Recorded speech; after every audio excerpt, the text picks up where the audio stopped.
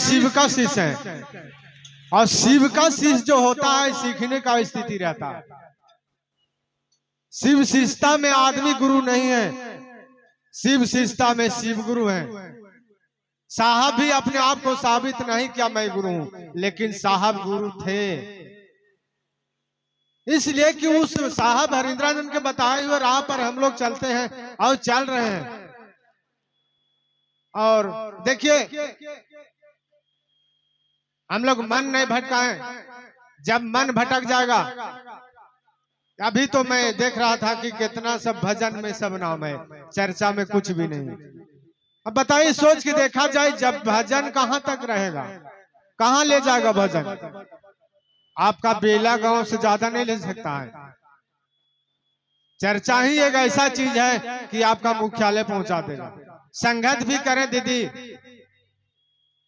तो कोई अपने से ज्ञानी आदमी से, ताकि उसे सीखने का मन रहे। देखिए, सबसे ज्यादा मन स्थिति है सीखने का। जब तक सीखने का मन स्थिति नहीं रहेगा, नहीं सीख सकेगा। उस महादेव ने हम को गुरु माने हैं। साहब भी तो 14 साल स्मशान के बाद शिव को गुरु माना था, लेकिन सीखने को स्थिति में वो बहुत दिन रह गए। 8 साल तक किसी को कहा था भी नहीं कि शिव गुरु हैं, हमारे गुरु हैं, आपके भी हो सकते हैं। लेकिन 8 साल तक परिणाम आया, तब कहना शुरू किए कि शिव गुरु हैं, गुरु को काम करते हैं।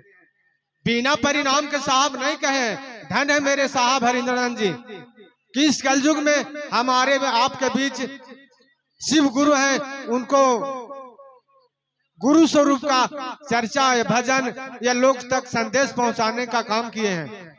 हम लोग क्या करते हैं, अपना आप अगल बगल गांव में भी नहीं कह सकते हैं कि ये भैया दीदी हमने शिव के गुरु माना है, आप भी मान लीजिए। लेकिन उस साहब ने बहुत प्रयास किए, बहुत परिश्रम किए हैं, बहुत नीचे भी जमीन पर सोए हैं। बताइए, एक मजिस्ट्रेट अफसर होकर के, दीदी राजघराने के रहने वाली, और नीचे जमीन में समय आया था शिव गुरु को बात करने के लिए, तो जमीन पर सोई थी, भूखे रह गई थी, लेकिन फिर भी कह रहे थे कि मेरे गुरु महादेव है, अरे थोड़ा परिश्रम तो करना ही होगा। हम लोग थोड़ा सा परिश्रम कीजिए ना दीदी, मेरे गुरु महादेव हो जाएंगे। लेकिन बशर्त रह गया कि संगत करना होगा अच्छे गुरु भाई से। कितने गुरु भाई मिलेंगे कि बस यहाँ बेला या हंटरगंज से ज्यादा नहीं लग सकते हैं। कितने गुरु भाई मिलेंगे कि आपका यहाँ से बेला से मुख्यालय पहुंचा सकते हैं।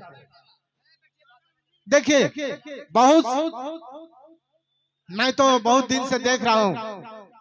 फिलहाल अभी चतरा महोत्सव का मैं बात बताता हूँ, इसलिए चतरा महोत्सव में भी भागीदारी मुझको था भी।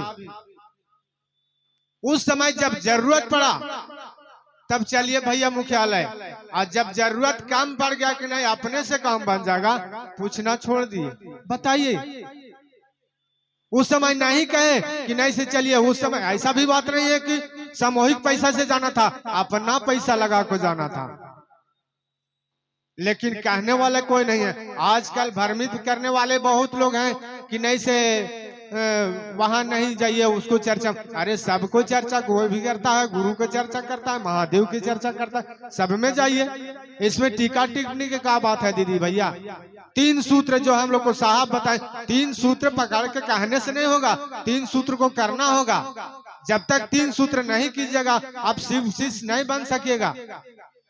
तीनों सूत्र कहां ले जाएंगे? शिव तक पहुंचाएंगे। तीनों सूत्र, ये तीनों सूत्र शिव तक पहुंचाएंगे, शिवमय बना देंगे, शिव बना देंगे। बहुत सी ऐसी से बात है कि शिव गुरु अपना जीवन में कर्म बंधनों के तोड़ते हैं, वास्तविक में तोड़ते हैं। आपका कर्म बंधन में कुछ लिखा है, लेकिन उसको तोड़ देंगे, कुछ थोड़ा सा झटका महसूस होगा। बहुत सा ऐसा समस्या है, बहुत सा ऐसा चीज है कि साहब ने सबको बता दिए हैं, कह दिए हैं कि शिव से जुड़ जाओ। आपका थोड़ा तकलीफ भी होगा, कष्ट भी होगा, वो निवारण हो जाएगा। लेकिन ऐसा भी नहीं कहे कि शिव शिष्य, दीदी बोल रही थे ना कि शिव शिष्य होगा तो कौन मरेंगे? साहब का नहीं मरेगा। धरती पर जो भी आया एक दिन जाना है। अमर बन के कोई नहीं आया। साहब हरिंदर ने क्या क्या, वो अपना संपत्ति क्या बनाए, कुछ तो नहीं किए।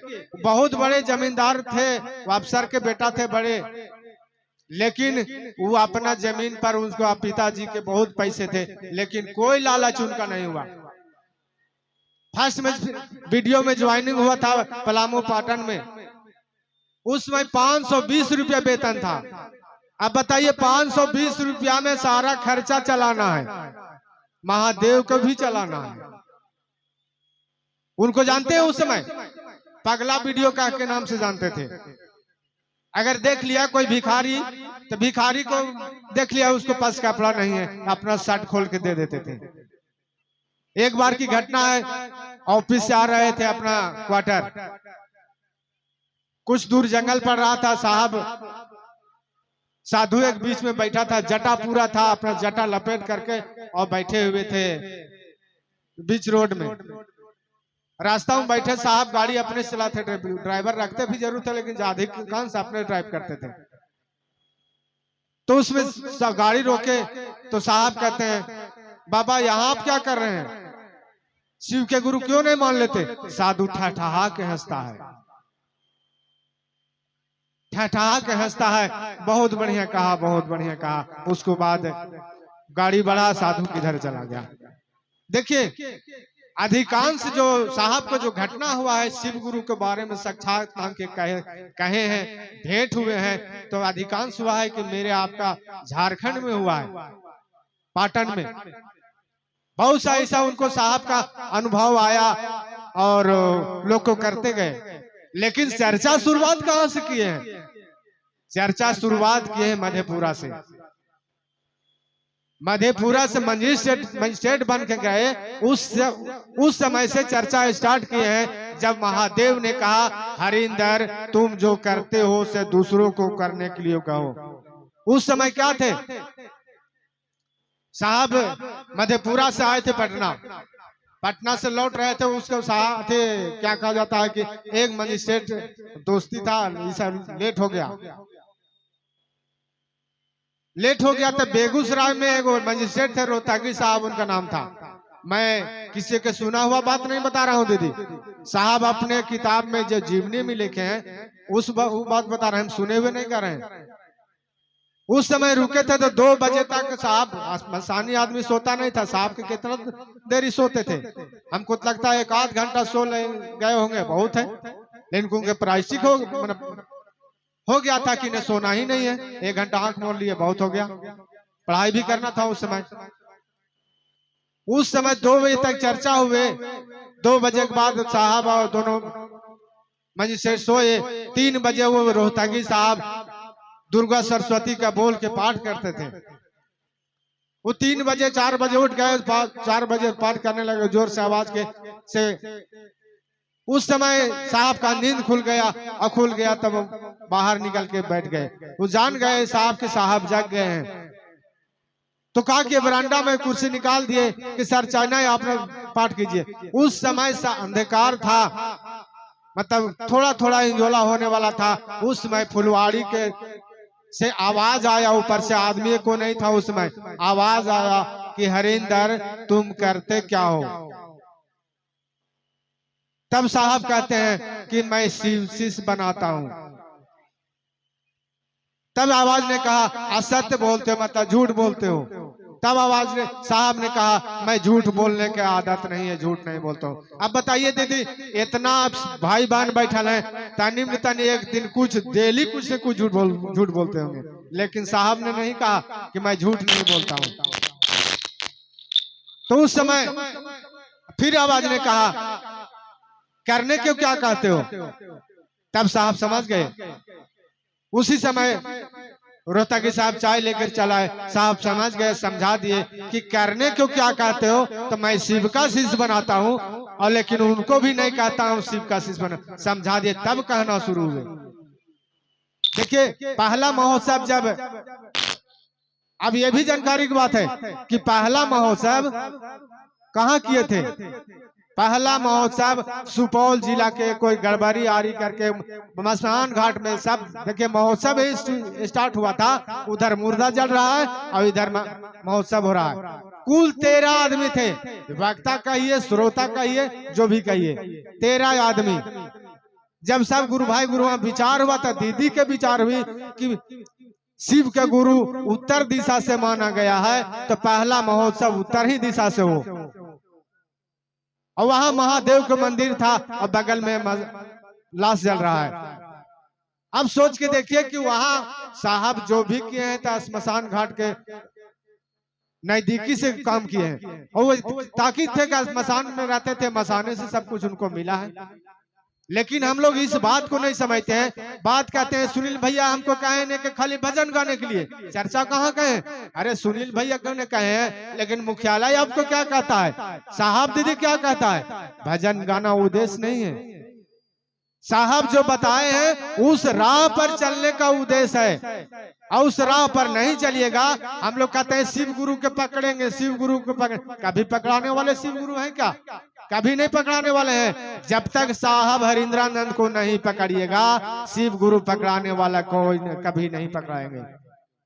ऐसा ही दिन पार हो जाएगा। हम शिव के गुरु मान ले हैं, हम तो घोषणा करे ले हैं, तो थोड़ा दिक्कत हुआ तो महादेव हमारा दया रहती, यहाँ से छोड़ के चला जाए दूसरा धर्म में। हुमा तो दया होता हुआ तो मरला हुआ आदमी जिंदा का तो हो जाते। बताइए, सोच के देखा जाए। लेकिन मारने वाला भी महादेव है, जिलाने वाला भी महादेव है। महादेव से कोई बड़ा है का दीदी? कोई भी? ऐसा कहा जाता है देवों में देव महादेव, महा के अलावे कुछ नहीं लगता। तो सोचिए समझिए, भजन गाना एक उद्देश्य नहीं है, चर्चा करना उद्देश्य। मंच पर बढ़िया बढ़िया बात बोल दिए, ये उद्देश्य। संदेश लोगों तक संदेश पहुंचाना उचित है, लोगों को शिव से बनाना उचित है। मैं सुखी हूँ, अगला कोई सुखी रहे। मैं दया मांगता हूँ महादेव से, लेकिन दूसरों पर भी दया करने का क्षमता रखा जाए। ऐसा नहीं कि बगल वाले भूखे हैं, महादेव हमको कुछ दे दिए हैं और उन्हीं में मैं बढ़िया से दोनों तीनों टाइम खा रहे हैं, बढ़िया कपड़ा पहन रहे हैं, अब बगल वाले बेचारे भूखे हैं, बढ़िया उसको वस्त्र नहीं जुड़ रहा, वो उसमें आपका सुखी नहीं है, वो साहब नहीं के। इसीलिए तो मैं कहा हूँ कि साहब को पगला वीडियो कैसे कहते थे भाई? लंगा को भूखमंगा को दे देते थे, जाओ लो पहनो। सोचिए, लेकिन हम लोग ऐसा करते हैं का? ऐसा नहीं करते हैं। देखिए, मुख्यालय उपवन जरूर जाइए, अच्छे गुरु भाई की पकड़िए और लोग को कहिए उपवन जाइए। चर्चा भी सुनना है तो साहब का सुनिए, बरखा दीदी का सुनिए, आपका शिव से मन जुड़ेगा। हमको चर्चा सुनिएगा, हमको भजन सुनिएगा तो मन नहीं जुड़ेगा, लेकिन साहब दीदी को चर्चा सुनिएगा, बरखा दीदी को चर्चा सुनिएगा, उपवन जाइएगा। जब उपवन जाइएगा तो आपको लगेगा मैं गया हूँ। आज तक मैं यही कहना चाहूंगा कि 4 मरतबे साहब से भेंट हुआ, लेकिन हंटरगंज या चतरा में कोई गुरु भाई भेंट कराने वाले ने भेंट करा, अगर पहुंचाने वाले हैं तो सुनील भैया। इससे 2 मरतबे इटखोरी में साहब से मुलाकात, और 2 मरतबे कठर मोड़ में, एक बार उपवन में। समक्ष एकदम मान के चलिए कि आप लोग बैठल हैं, उसी तरह से बात करने का मौका। लास्ट में तो सुनील भैया बहुत डटा भी गए, हमको लगा कि इनको साथे साथे हम लोग के भी आज बढ़िया जड़ैया होगा, लेकिन खड़ा रह गए। जो कहे जी सर ठीक है। साहब के दया भी इतना मैं देखा, मैं सुना था, लेकिन साक्षात देखा। डांटने का बाद प्रेम से बैठाया, और बैठा के बाद सब बढ़िया से सब गए थे, सबके हाल चाल पूछे। इतना तक पूछे कि तुम क्या करते हो, तुम क्या करते हो। तो हमसे पूछा गया, कोई था पारा टीचर, कोई कुछ कोई कुछ। हम तो एक साधारण आदमी दीदी, कमाने खाने वाला। तो मैं यही कहा कि मैं सर से हम अपना खेती का काम करते हैं। साहब हंसने लगे, और दीदी बरखा दीदी बढ़िया, बहुत बढ़िया बात है, कीजिए। तो किसान का काम खराब है, अच्छा है कीजिए। उस समय चल नहीं पाते थे, हम साहब से दया मांगते थे, चल नहीं पाते थे। जब चलने के समय हुआ तब साहब से मैं विनती किया कि सर कृपया दया कर दीजिए कि आपका काम में मैं खड़ा उतरूं और थोड़ा हाथ पर चले लगे। आज दया रहा है साहब का, इसीलिए मैं आप लोग के साथ यह कहना चाहता हूं कि अच्छे कोई गुरु भाई के पकड़ के मुख्यालय जाइए, उपवन जाइए, वहाँ सुनिए, वहाँ साहब दीदी को दया लीजिए और तब चलने शिव शिष्य बनने का एक नई उत्सुकता पैदा हो जाएगी। नई उत्सुकता कहा जाता है ना, नया उत्सुकता पैदा हो जाए। उपवन साल में एक बार जरूर जाइए।